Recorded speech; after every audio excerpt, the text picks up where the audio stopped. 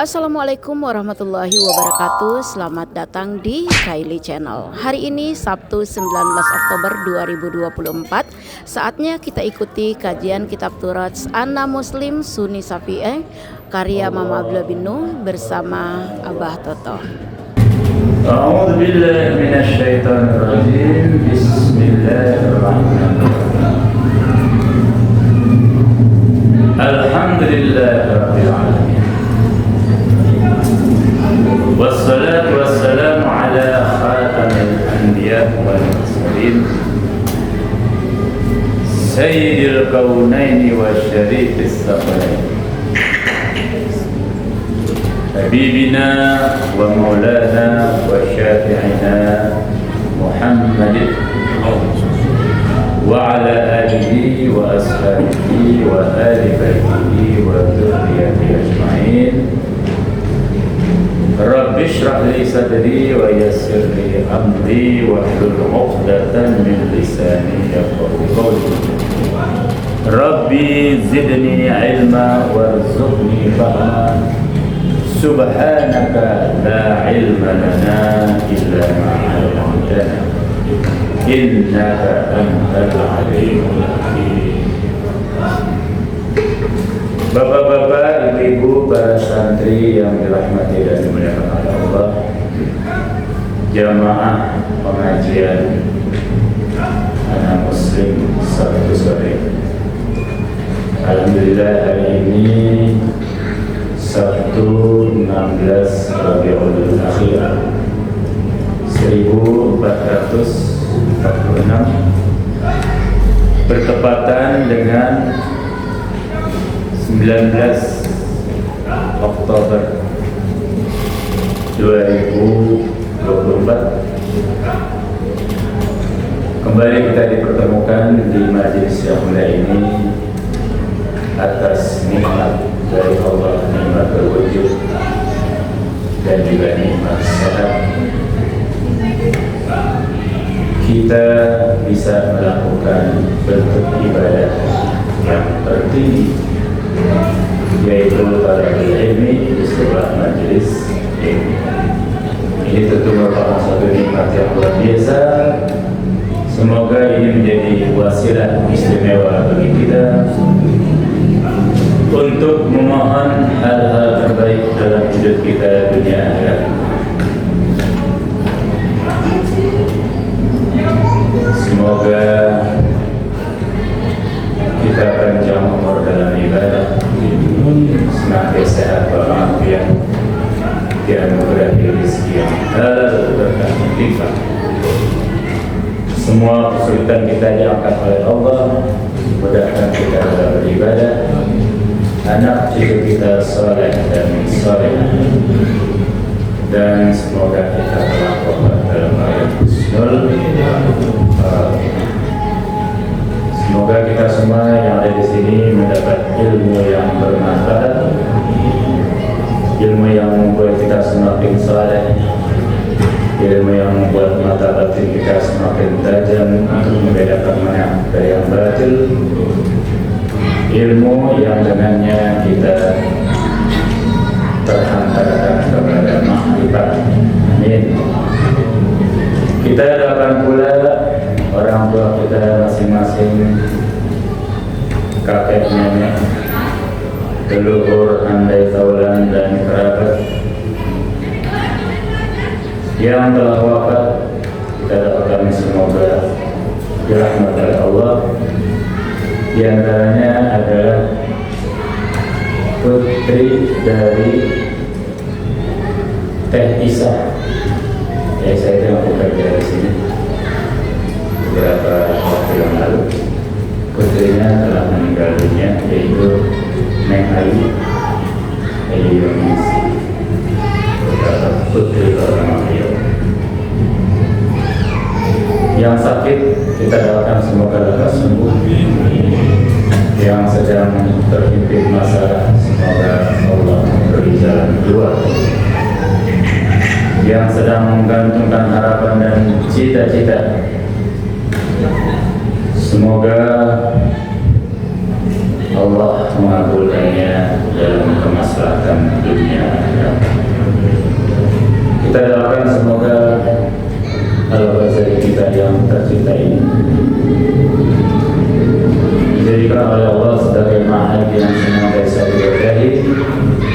didukung dan dibela olehnya, dibukakan pintu rezekinya yang selebar-lebarnya.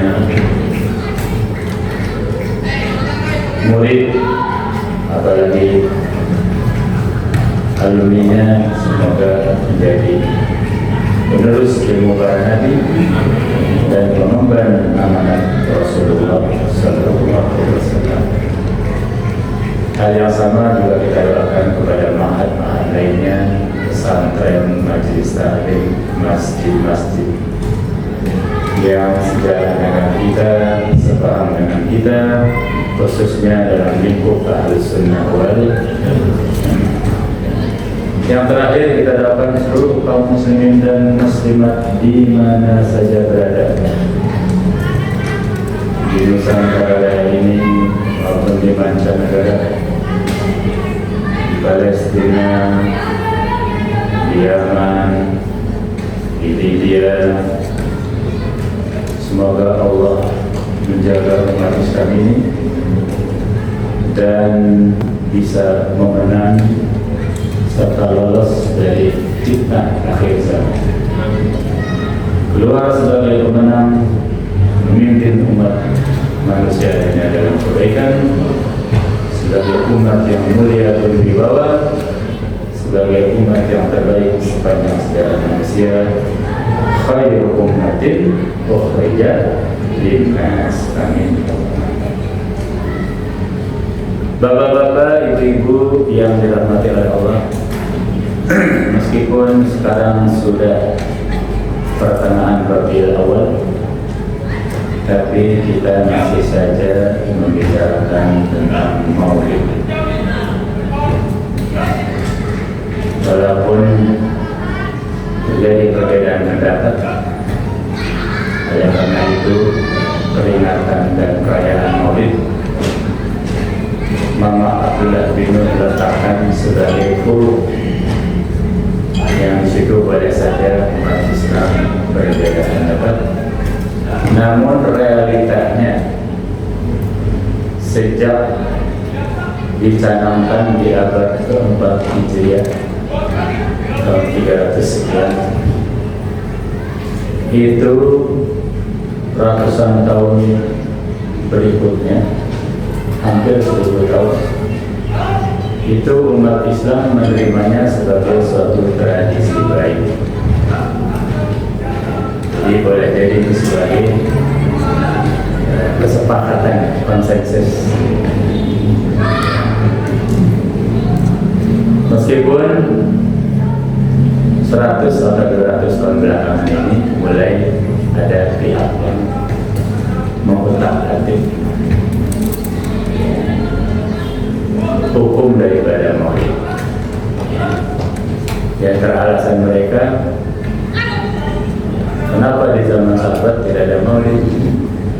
Ya, sudah dijawab di buku Mama ini bahwa sahabat mah, ya, juga tabiin, berikutnya tabiin, itu orang-orang yang masih menyimpan memori baik tentang Rasulullah SAW. Apalagi sahabat, ya, sebagai orang-orang yang pernah bertemu dengan Rasulullah, maka kesannya begitu mendalam sehingga tanpa perlu Maulid pun mereka sudah terkenal-kenal setiap hari, ya. Tetapi menginjak abad-abad berikutnya, mungkin abad kedua, ketiga Hijriah, mulai terjadi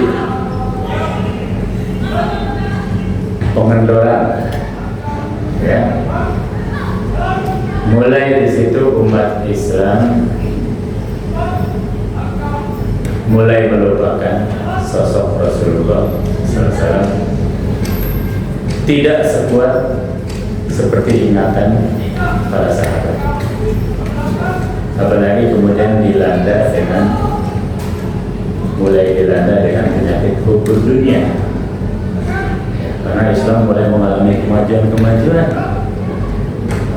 ya, mulai menjadi super power. Memasuki abad kedua Hijriah, Persia saja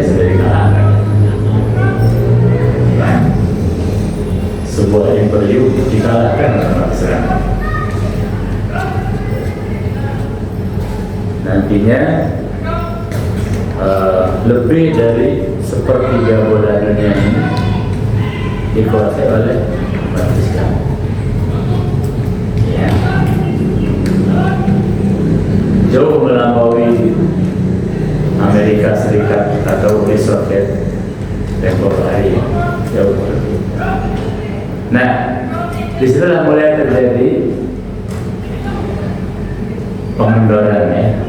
Maka ketika ada yang berinisiatif melakukan ihtifal bil Maulid Nabawi, merayakan Maulid Nabawi, yaitu menurut catatan nama adalah Al-Malik Al-Muzaffar Abu Sa'id, ya, yang beliau itu kalau pesta Maulidnya itu sampai menghabiskan 1,5 triliun, ya. Langsung itu diterima oleh umat Islam, langsung disambut, ya, menganggapnya sebagai sunnatan hasanatan. Walaupun dulu di zaman sahabat belum pernah dilakukan. Sahabat apa pun sudah dilakukan. Lumayanlah Maulid ini setahun sekali, ya. Namun seperti saya utarakan sebelumnya, bahwa saya menganggap jamaah di sini levelnya sudah naik, sudah mulai advance, sehingga saya tidak perlu berbicara tentang Maulid lagi. Di luar sana sudah banyak. Saya lebih membicarakan satu event dalam kehidupan Rasulullah, peristiwa yang sangat penting dengan Maulid, yang dengan mukjizat dari Allah terjadi di tanggal yang sama, hari yang sama, Senin 12 Rabiul Awal, yaitu hijrahnya Rasulullah sampai di Yatsrib persis Senin. Berangkatnya malam 27 Safar, sampai di Yatsrib 12 Rabiul Awal, pagi hari. Di berapa hari? Kurang lebih 14 hari. Perjalanan amat sangat sulit sekali, mempertaruhkan nyawa, ya, hampir saja tewas di bukit Saur, di guanya itu. Panjang itu kalau ceritakannya. Nah, beberapa poin sudah saya utarakan, bahwa dengan hijrah Rasulullah berkesempatan untuk mentransformasikan agama Islam ini dari sekedar agama lokal di Mekah, di bawah tempurung, masih penuh dengan janji-janji manis, menjadi agama yang terwujud, bisa diraba, ya, menjadi nantinya agama dunia, bahkan peradaban dunia.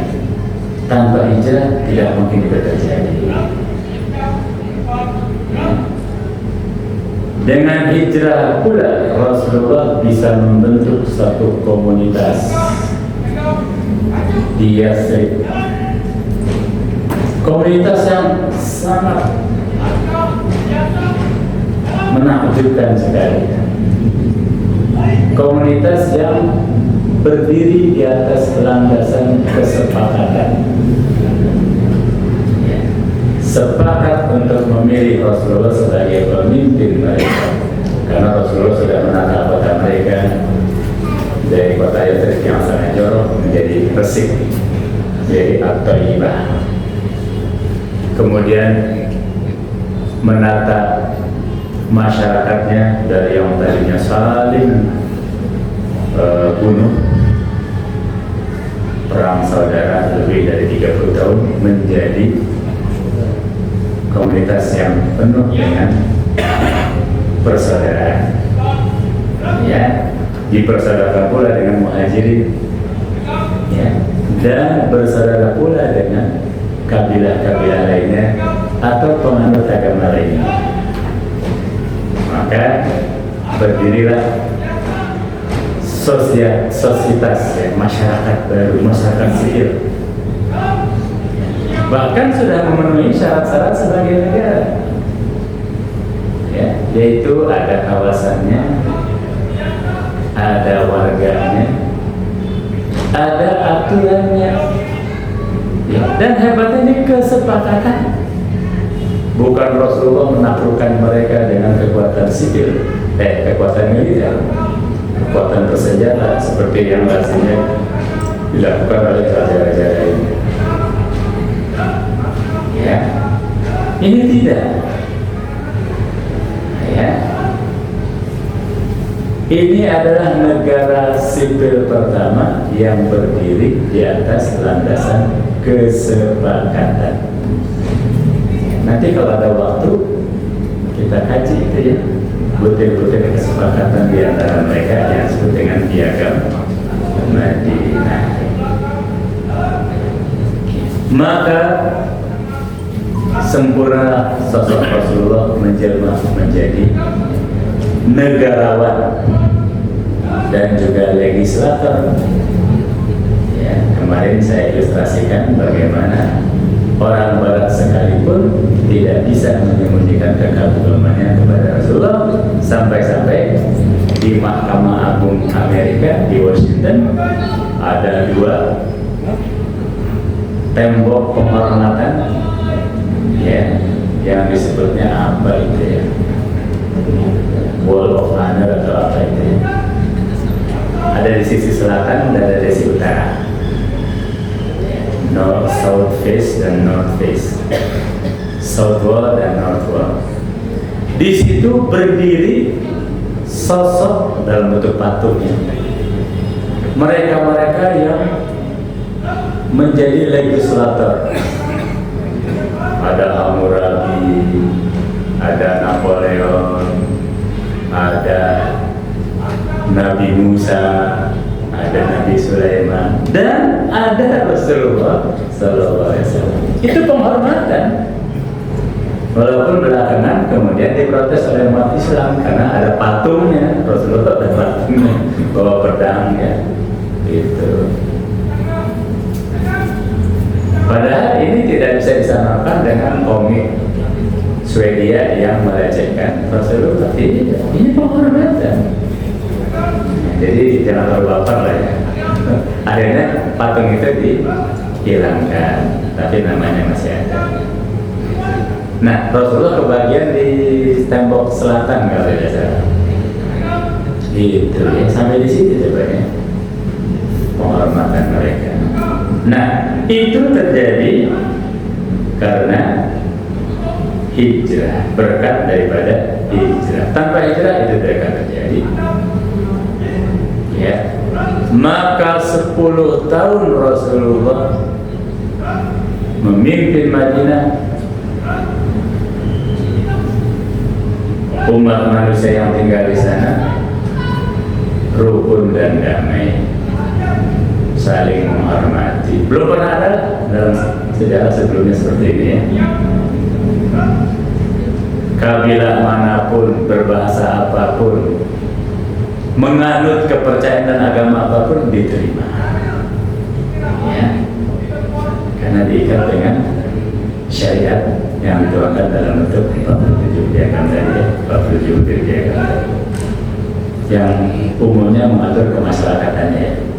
Kalau masalah ibadah terserah masing-masing. Yang Yahudi silakan beribadah di sinagoganya, yang Majusi di kuilnya, yang Nasrani di kanisanya, yang Muslim tentu di masjidnya.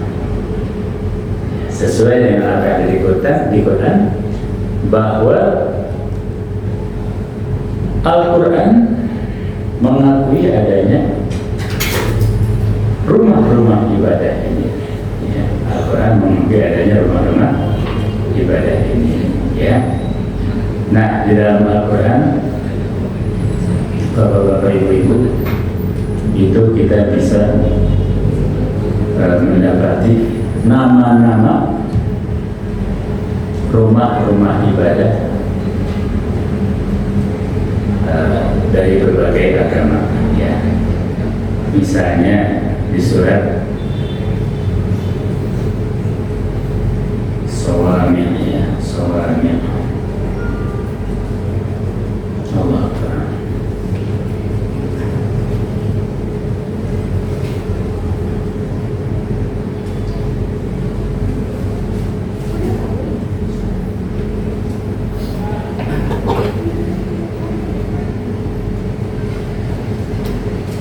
Di surat Al-Hajj ayat 40, ya, di situ disebutkan nama-nama rumah ibadah dari berbagai agama. Wa a'udzu billahi minasyaitonir rajim. Walaula daf'ullahi an-nasa ba'dahum bi ba'd la quddimat sawami'u wa biya'un wa salawatun wa masajidu. Paling tidak di sini ada 4 nama rumah ibadah, yaitu Sawma,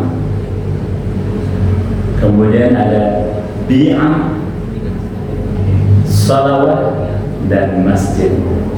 Ini untuk agama apa saja sih? Yang saya tahu masjid waktu Pak Islam. Tapi kalau Bi'ah buat siapa ya?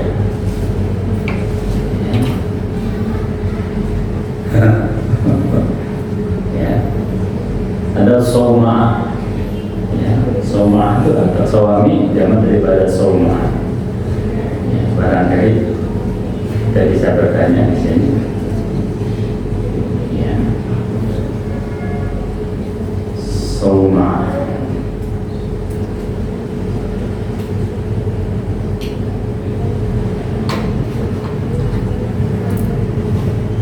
Sawma itu adalah tempat ibadahnya para rahib, ya, para pendeta. Ya, coba kita di sini bertanya tentang tafsir dari ayat ini. Tafsir ayat.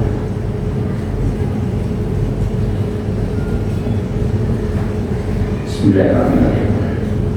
Al-Hajj ayat 40. Ya, alhamdulillah ini menemukan ini tahlil wa ma'ani. Ya. Sawma kullu bina'in mutasanni'ur ras ay mutalasiqah. Ya. Nah, itu pertama, ya. Alladzina ukhriju min diyarihim. Ya. Dari tafsir Al-Qurtubi kita bisa menemukan di sini, ya, bahwa ayat ini menunjukkan pengakuan, ya, Allah SWT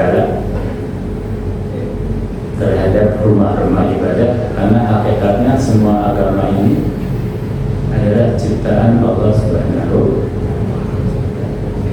Kurang lebih di dunia ini sekarang ada 4.300 agama, ya, kurang lebih.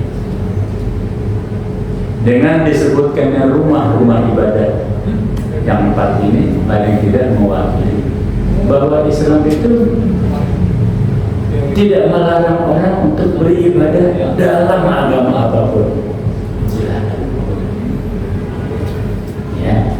Mungkin nanti jamaah akan lebih terkejut lagi kalau saya bawakan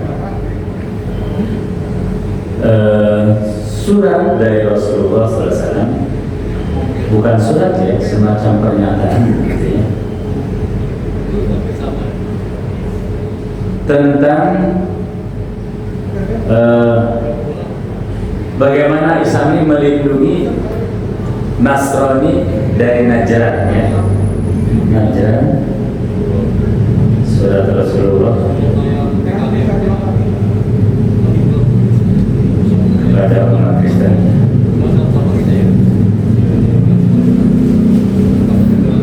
Umat Nasrani. Ini dulu pernah saya bacakan di forum lintas agama.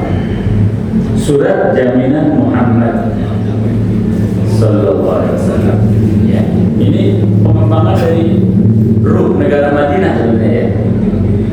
Jadi walaupun Rasulullah kemudian menjadi pemimpin yang dikdaya sekali, tapi beliau melindungi rakyatnya, termasuk dalam urusan ibadah. Ya, semua dijamin.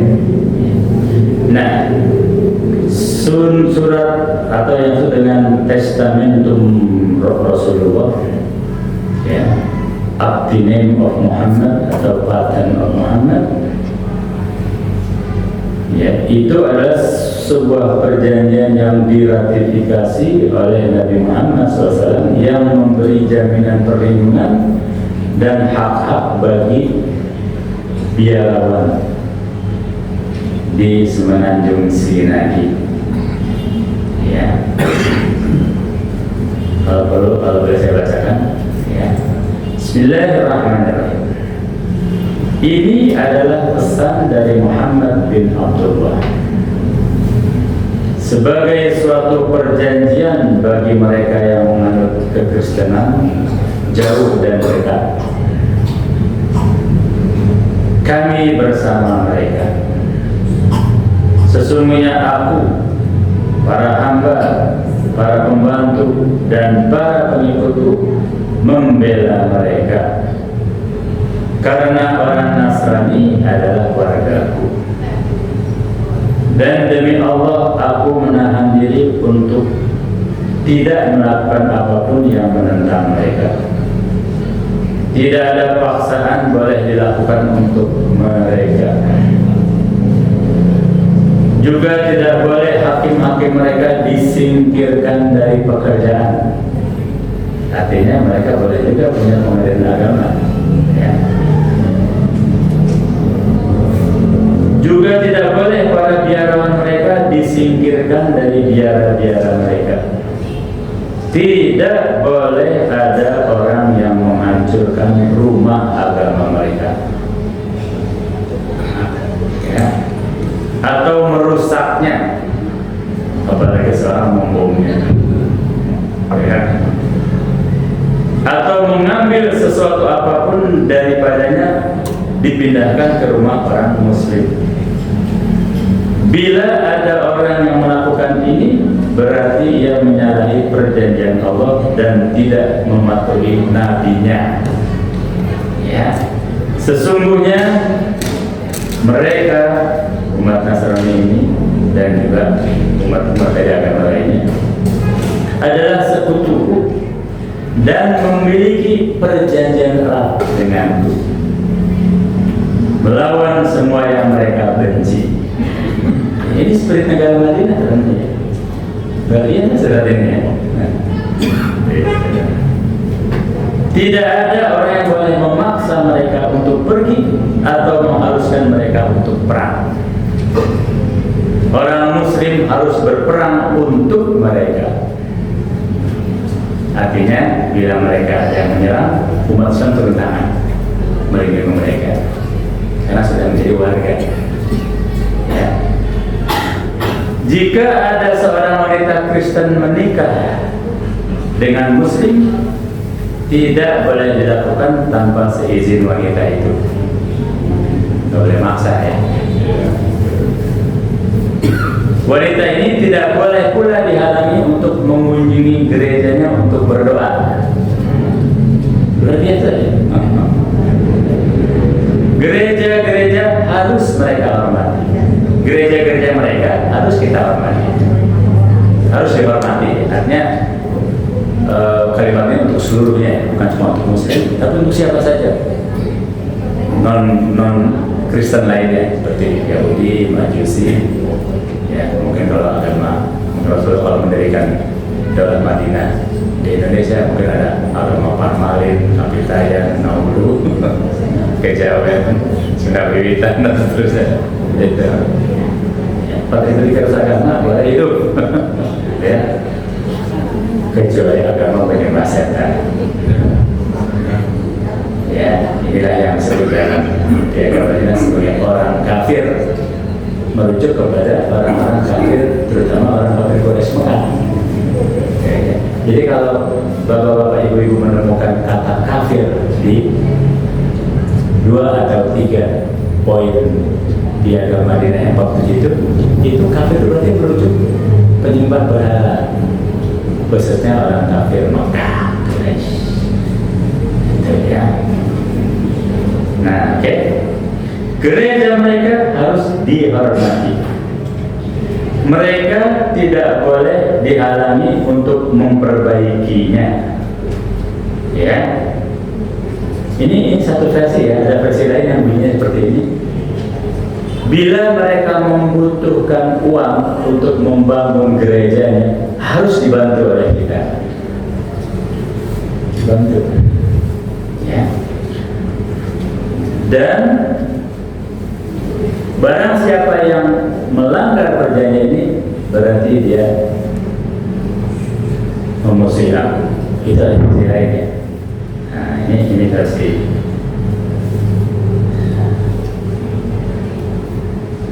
Nah itu ya.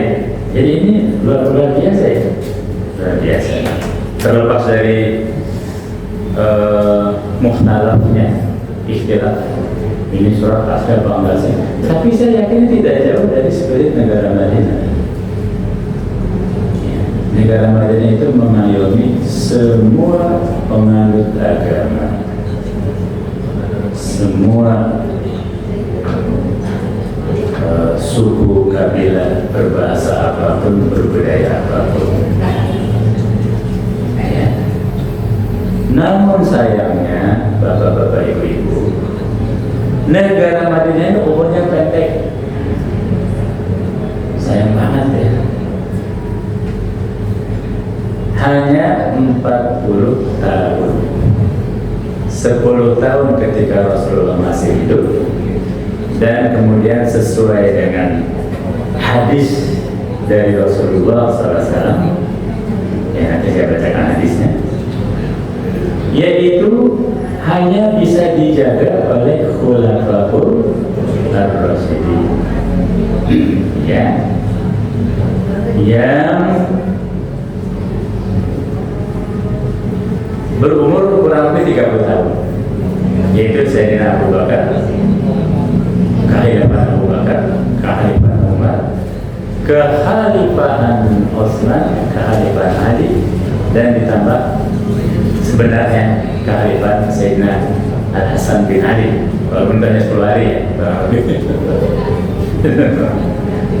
Setelah itu, bagaimana yang saya terangkan kemarin, setelah itu terjadilah kisah panjang pengkhianatan terhadap spirit negara Madinah ini. Ya, ujung-ujungnya perhatian pada Rasulullah kan? Yaitu ketika segelintir umat Islam tergiur dengan kekuasaan, ya, menyelewengkan ini, mereka mulai kembali menerapkan sistem kerajaan. Bahkan kerajaannya turun-temurun, dinasti. Ya, puncak kekejian mereka adalah dengan membantai cucu Rasulullah sendiri, yaitu Sayyidina Al-Husain.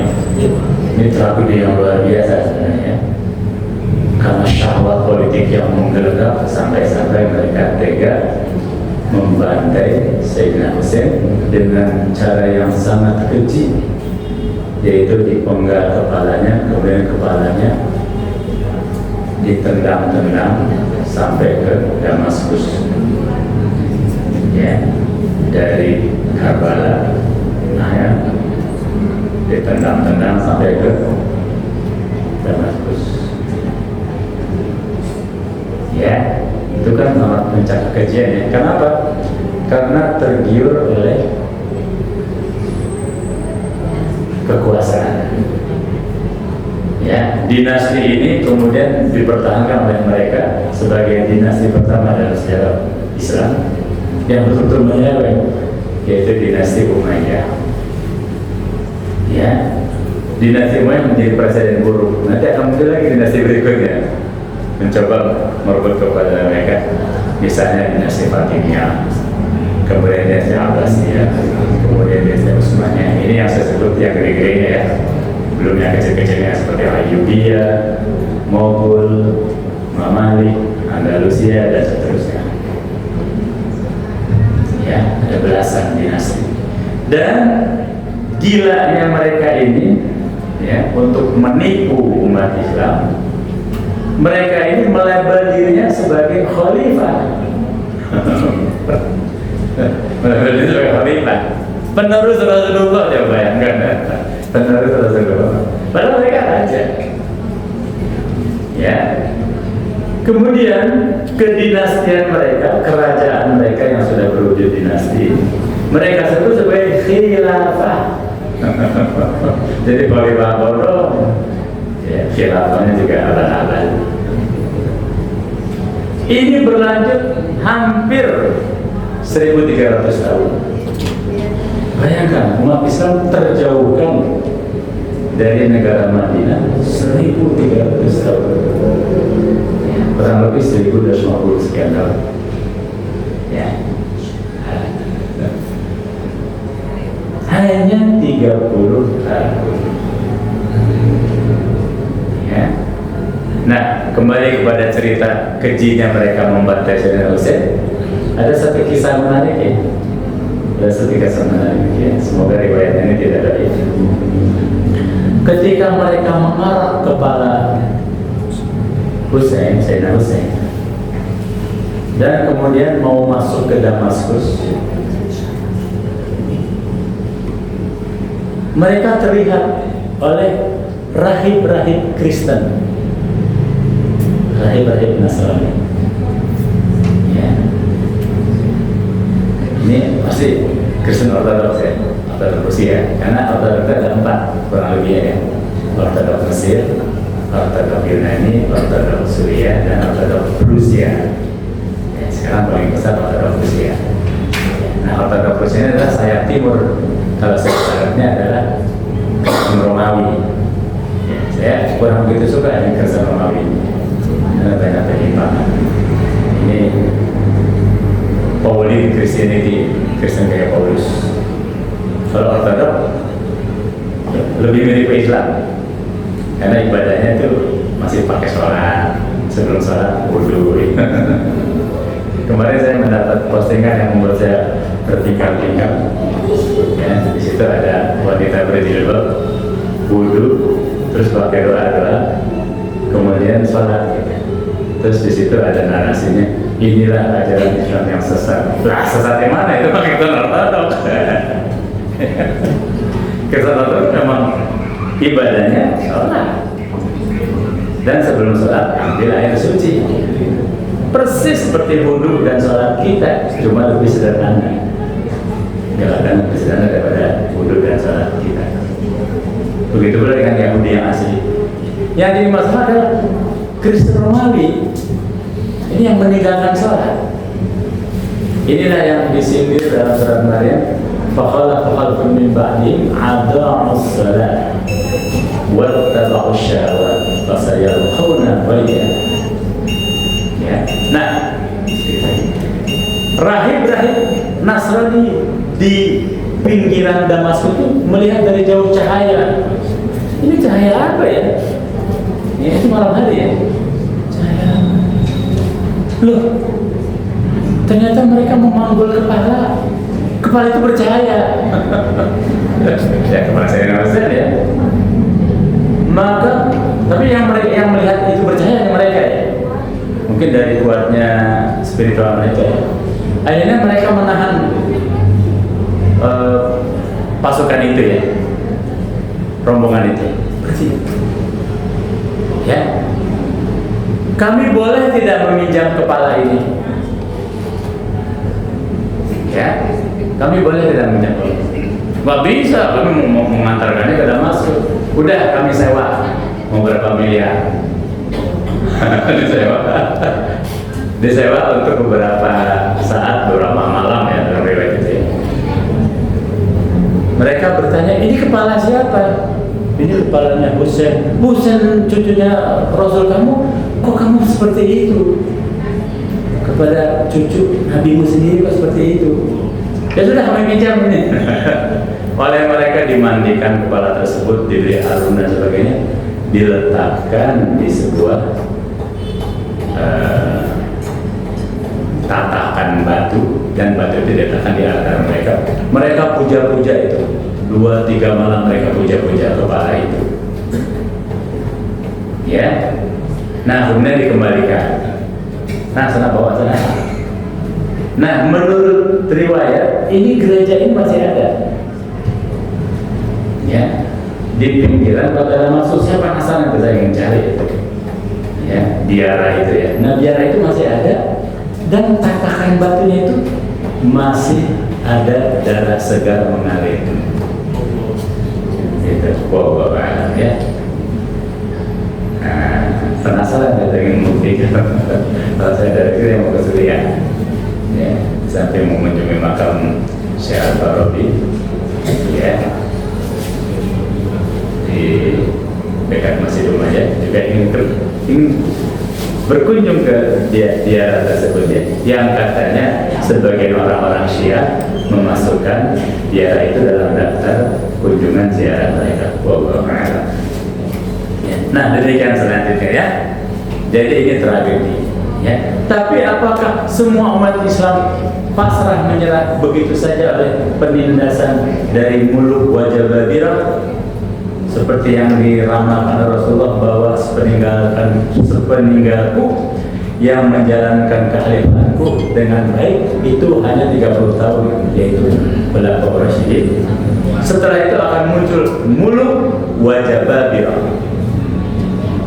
Rajanya juga Malikan Adan, raja yang menggigit, dan Jabirah adalah tiran yang menindas.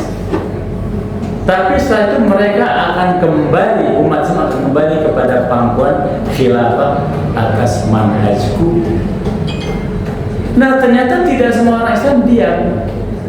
Mereka berkumpul di Nusantara ini mengkonsep bagaimana kita mendirikan satu komunitas, satu negara yang kira-kira fotokopi, copy paste dari Madinah. Berdirilah NKRI. Panjang ceritanya ya. Nah waktunya sudah maghrib ya, mudah-mudahan itu benar ya. Mudah-mudahan NKRI benar dan ada manhaj ala khilafah manhaj nubuwah sesuai dengan ramalan dari Rasulullah sallallahu alaihi wasallam. Hada naudzakum ajma'in wa huwal muwaffiq ila aqwamit thariq. Wa lakum minkum subhanallah wa bihamdihi asyhadu an la ilaha illa anta astaghfiruka wa atubu ilaik. Wassalamu alaikum warahmatullahi wabarakatuh.